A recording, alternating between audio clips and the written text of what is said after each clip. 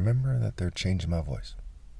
So there's various wealth taxes that I've been talking about, but here's an obvious tax.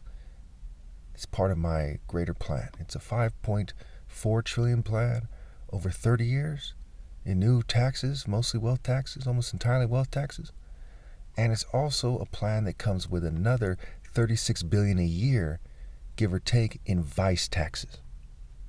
So we have a 5 to 6% vice tax for alcohol and tobacco and cannabis, okay? And keep in mind, it won't hurt for people who spend a lot of money on these things to cut back.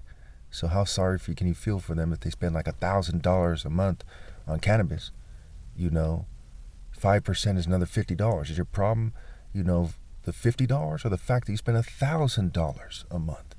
Say you spend $200, right? Which is 1/5 of that. It's just another $10 a month. Okay, these are needed taxes. And people who use vices are a burden on the healthcare system. They cause problems to the society in various ways. Okay? And these taxes can help them address these problems. A lot of these people need rehab services, so we need more money for rehab services. So I'd also include 1 to 5% taxes for junk food. Okay? For candy.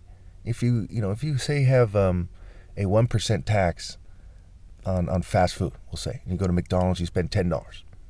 Okay. 1% of $10 is not very much money. And 1% of $1 is a penny. So every dollar is a penny.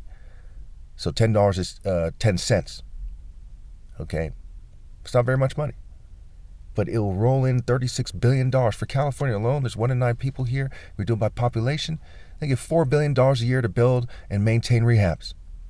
And think about all the good that would do, the tax revenue, the jobs, helping people. These people are on the streets. The streets are like an emergency room where people refuse to process these patients.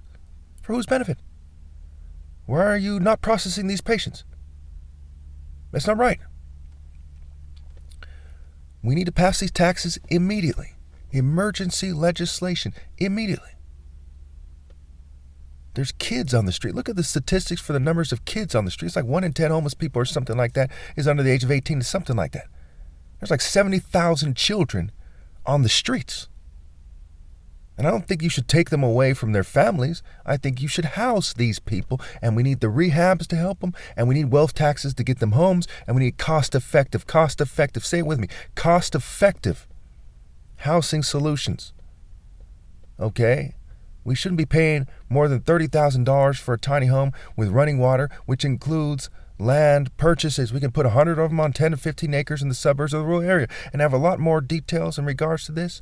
But we need a moral committee to come together and to hash out the details, people with experience to break down everything. We need to relax legislation. We need to make this happen yesterday. Let's get this going already. I've been talking about this for years. I've been talking about preventable deaths for like 8 years or something.